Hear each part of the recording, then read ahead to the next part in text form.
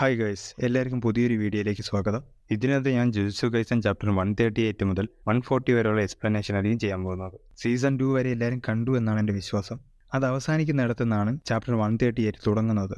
Chapter തുടങ്ങുമ്പോൾ സെനിൻ ഫാമിലിയുടെ mansion കാണിക്കുന്നുണ്ട്. അതോടൊപ്പം പുതിയ കുറച്ച് ക്യാരക്ടേഴ്സിനെയും കാണിക്കുന്നുണ്ട്. ഇതാണ് നവോയ സെനിൻ. മാഹിറ്റോയ്ക്ക് ശേഷം ഏറ്റവും കൂടുതൽ ആൾക്കാർ വെറുക്കാൻ പോകുന്നത് ഈ ക്യാരക്ടറിനെ ആയിരിക്കും. തുടക്കത്തിൽ തന്നെ മാക്കിയെക്കുറിച്ചെല്ലാം മോശമായിട്ട് സംസാരിക്കുന്നുണ്ട്.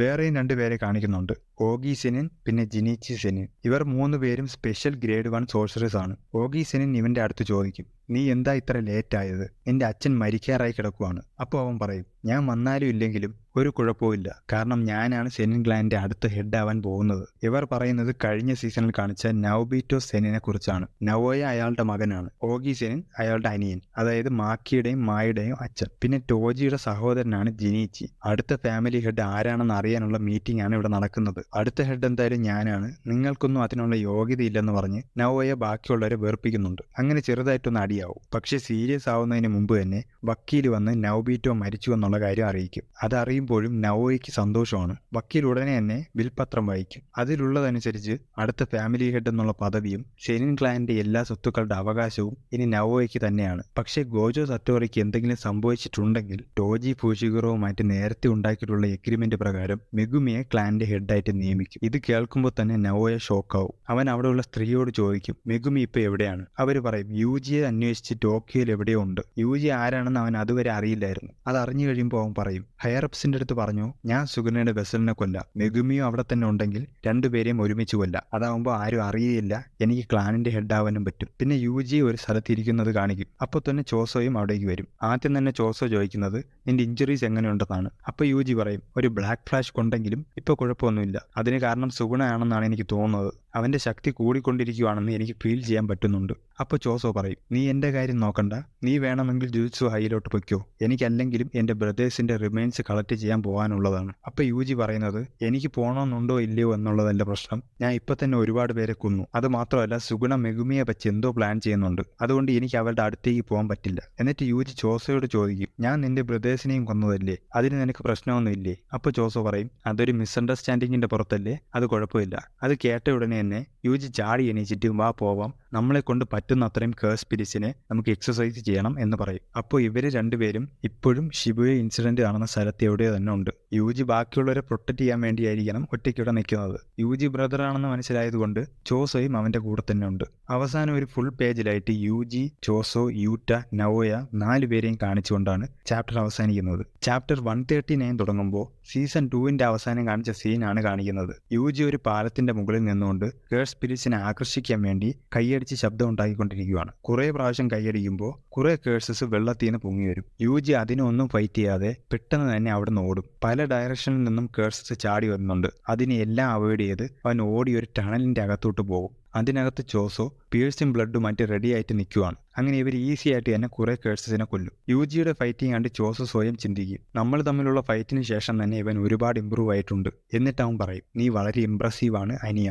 അപ്പോൾ യൂജി ചോദിക്കും, നീ ഇപ്പോഴും അത് തന്നെയാണ് എന്നെ വിളിച്ചുകൊണ്ടിരിക്കുന്നത്? അപ്പോൾ ചോസോ പറയും, ഞാൻ ഇനിയും അത് തന്നെ വിളിക്കും. നീ ഒന്ന് ഓർത്തെടുക്കാൻ ശ്രമിക്കുക, നിന്റെ അച്ഛൻ്റെ നെറ്റിയിൽ സ്റ്റിച്ചസ് ഉണ്ടായിരുന്നോ? കഴിഞ്ഞ സീസണിൽ ഗെറ്റോയുടെ ബോഡി കൺട്രോൾ ചെയ്യുന്നത് നോറിറ്റോഷി കാമോ എന്ന് പറയുന്ന ആളാണെന്നാണ് കാണിച്ചത്. അതേ ആളാണ് ചോസോയും അവൻ്റെ ബ്രദേഴ്സിനെല്ലാം ക്രിയേറ്റ് ചെയ്തത്. സോ അവൻ തന്നെയാണോ യൂജിയുടെയും അച്ഛൻ എന്നാണ് ചോസോയുടെ സംശയം. ഇവർ തമ്മിൽ സംസാരിച്ചുകൊണ്ടിരിക്കുമ്പോൾ തന്നെ നവോയ അവിടെ എത്തും. എത്തിയ ഉടനെ അവൻ മെഗുമിയാണ് അന്വേഷിക്കുന്നത്. എന്നിട്ട് അവരുടെ അടുത്ത് ചോദിക്കും, നിങ്ങൾ എന്താണ് ഇത്ര ഓപ്പൺ ആയിട്ട് നിൽക്കുന്നത്? നിങ്ങൾക്ക് ഓടി രക്ഷപ്പെടണം എന്നൊന്നുമില്ലേ? ഗോജോയുടെ സപ്പോർട്ട് ഇല്ലാത്തതുകൊണ്ട് നിന്റെ ഡെത്ത് സെന്റൻസ് വീണ്ടും ആക്റ്റീവ് ആയിട്ടുണ്ട്. യൂജി അതിനെപ്പറ്റിയൊന്നും ചിന്തിച്ചിട്ടില്ലായിരുന്നു, ഇപ്പോഴാണ് അതെല്ലാം ഓർക്കുന്നത്. എന്നിട്ട് അവൻ പറയും, നീ ജീവിച്ചാലും മരിച്ചാലും എനിക്കൊന്നുമില്ല, എനിക്ക് മെഗുമിയാണ് വേണ്ടത്. എന്നാൽ നിന്നെ വെറുതെ വിടാനും പറ്റില്ല, അതുകൊണ്ട് നിന്റെ കാല് 2 മാറ്റി ഓടിച്ചിട്ടേക്കാം. ഉടനെ യൂജി ചോദിക്കും, നിനക്ക് മെഗുമിയെ കണ്ടിട്ട് എന്തിനാണ്? എനിക്ക് അവനെ കൊല്ലാൻ വേണ്ടിയിട്ടാണ് എന്ന് അവരുടെ മുഖത്ത് നോക്കി പറയും. പറഞ്ഞ ഉടനെ തന്നെ ഇവൻ 2 പേരുടെയും പുറകിലെത്തും. യൂജിക്കും ചോസോയ്ക്കും എന്താണ് സംഭവിച്ചതെന്ന് പ്രോസസ്സ് ചെയ്യാൻ പോലും സമയം കിട്ടുന്നതിന് മുമ്പ്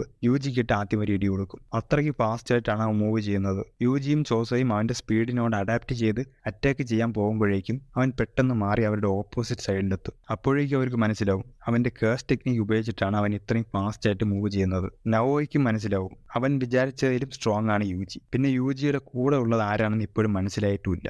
അപ്പോൾ തന്നെ അവർ മൂന്നുപേരും ഒരേ സമയം ഞെട്ടുന്നത് കാണിക്കും. ഒരുപാട് കേഴ്സ്റ്റ് എനർജി ഉള്ള ആരോ അല്ലെങ്കിൽ എന്തോ അവരുടെ അടുത്തേക്ക് വരുവാണെന്ന് മൂന്നുപേർക്ക് മനസ്സിലായി. യൂജി ഉടനെ തന്നെ ചിന്തിക്കുന്നത് ഗോജോ സെൻസെ ആണോ എന്നാണ്. അത്രയും പവർ തോന്നിക്കുന്ന ഒരു പ്രസൻസ് ആണ്, പക്ഷേ അതേസമയം കുറച്ച് വിചിത്രമായ ഒരു ഫീലാണ്. തിരിഞ്ഞു നോക്കുമ്പോൾ പുറകിലുള്ള ഒരു ബിൽഡിങ്ങിന്റെ മുകളിലായിട്ട് യൂട്ട ഒക്കുട്സ് നിൽക്കുന്നത് കാണിക്കും. നീ ഒറ്റയ്ക്കല്ല അല്ലേ എന്ന് ചോദിക്കുന്ന യൂട്ടയെ കാണിച്ചുകൊണ്ടാണ് ആ ചാപ്റ്റർ അവിടെ അവസാനിക്കുന്നത്. ചാപ്റ്റർ 140 തുടങ്ങുമ്പോൾ യൂട്ട അവൻ നിന്ന സ്ഥലത്തുനിന്ന് ചാടി ബാക്കിയുള്ളവരുടെ മുമ്പിൽ ചെന്ന് നിൽക്കും. അവൻ ലാൻഡ് ചെയ്യുന്ന ഭാഗത്തുള്ള റോഡും മതിൽക്കെട്ടും എല്ലാം മുഴുവനായിട്ട് ആ ഒരു ഇമ്പാക്റ്റിൽ ഇടിഞ്ഞു വീഴും. ഇത് കാണുമ്പോൾ തന്നെ യൂജിക്കും ജോസയ്ക്കും ആളാരാണെന്ന് മനസ്സിലായില്ലെങ്കിലും ഇവൻ പ്രശ്നക്കാരനാണെന്ന് മനസ്സിലാവും. യൂട്ട അവരുടെ അടുത്തേക്ക് വരുമ്പോൾ നവോയെ ഇടയ്ക്ക് കയറിയിട്ട് പറയും, ഒരു മിനിറ്റ്, നീ യൂട്ട ഒക്കുട്സു അല്ലേ? ഞാനും നിന്റെ സൈഡിലാണ്. ഞാനും യൂജിയെ കൊല്ലാൻ വേണ്ടിയിട്ടാണ് വന്നത്. നീയാണ് ഇവൻ്റെ എക്സിക്യൂഷണർ എന്ന് എനിക്കറിയാം. അതുകൊണ്ട് ഞാൻ ഇന്റർഫിയർ ചെയ്യുന്നില്ല. പക്ഷെ പകരം നീ എനിക്ക് വേണ്ടി ഒരു കാര്യം ചെയ്യണം. യൂജിയെ കൊന്ന കാര്യം നീ ഉടനെ ഹയറപ്സിനെ അറിയിക്കണ്ട. എനിക്ക് അവനെ ഉപയോഗിച്ച് വേറെ ഒരാളെ കണ്ടുപിടിക്കാനുള്ളതാണ്.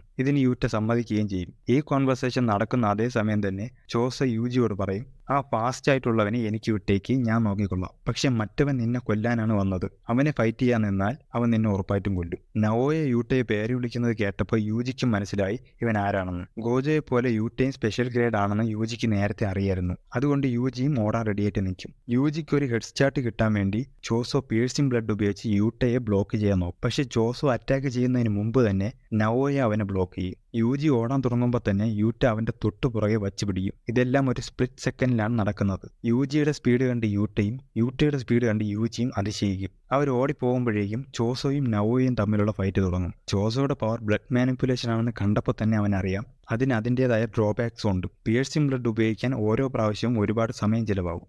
അതുകൊണ്ട് ഇത് ചെക്ക്മേറ്റ് ആണ്, നീ എൻ്റെ കൈകൊണ്ട് മരിക്കാൻ പോവുകയാണെന്ന് നവോയെ അഹങ്കാരത്തോടെ പറയും. പക്ഷെ ചോസോ മനുഷ്യനല്ല എന്നുള്ള കാര്യം അവൻ അറിയില്ല. ഇത് കേട്ട ഉടനെ ചോസോ പറയും, എൻ്റെ അനിയനെ തൊട്ടിട്ട് നിനക്ക് ഇവിടെ നിന്ന് ജീവനോടെ പോകാൻ പറ്റുമെന്ന് തോന്നുന്നുണ്ടോ? ഉടനെ അവിടെ നിന്ന് കട്ട് ചെയ്ത് യൂജിയുടെ അടുത്തേക്ക് പോകും. യൂജി ഓടി ഒരു കാറിന്റെ മുകളിലൂടെ ചാടും. യൂജി തറയിൽ തൊടുന്നതിന് മുമ്പേ യൂട്ട കാറിന്റെ മറുസൈഡിലെത്തി അവനെ വെട്ടാൻ നോക്കും. പക്ഷെ യൂട്ടയെ പോലും ഞെട്ടിച്ചുകൊണ്ട് യൂജി മിഡ് എയറിൽ വച്ച് തന്നെ തിരിച്ചു ചാടി കാറിനെയും യൂട്ടയും ഒരുമിച്ച് ഇടിച്ച് തെറിപ്പിക്കും. ഇത്രയും ഓപ്പണായിട്ട് നിന്നാൽ രക്ഷപ്പെടാൻ പറ്റില്ലെന്ന് മനസ്സിലായതുകൊണ്ട് യൂജി ഒരു ബിൽഡിങ്ങിന്റെ അകത്തേക്ക് ഓടാൻ നോക്കും. അപ്പോഴുണ്ട് യൂജി ഇടിച്ചു തെറിപ്പിച്ച കാർ അതിലും വേഗത്തിൽ പറന്നു വന്നവന്റെ മുമ്പിൽ വീഴും. അപ്പൊ യൂട്ട ചോദിക്കും, എന്നെ കണ്ട വലിയ ശക്തിയുള്ളതായിട്ട് തോന്നുന്നില്ല അല്ലേ? ശരിക്കും പറഞ്ഞാൽ ഞാൻ ഫിസിക്കലി കുറച്ച് വീക്കാണ്. അപ്പൊ യൂജിക്ക് മനസ്സിലാവും ഇവന് ഫിസിക്കൽ പവർ കുറവാണെങ്കിലും കേഴ്സ്റ്റ് എനർജി ഉപയോഗിച്ച് അതേ കോമ്പൻസേറ്റ് ചെയ്യുന്നുണ്ട്. അപ്പൊ യൂട്ട തന്നെ പറയുന്നുണ്ട്, എനിക്ക് ഗോജോ സെൻസേക്കാളും കേഴ്സ്റ്റ് എനർജി ഉണ്ട്. പക്ഷെ സെൻസേക്ക് 6 ഐസ് ഉള്ളത് കൊണ്ട് ഒരിക്കലും കേഴ്സ്റ്റ് എനർജി തീർന്നു പോവില്ല. പക്ഷെ എന്റെ കാര്യം അങ്ങനെയല്ല.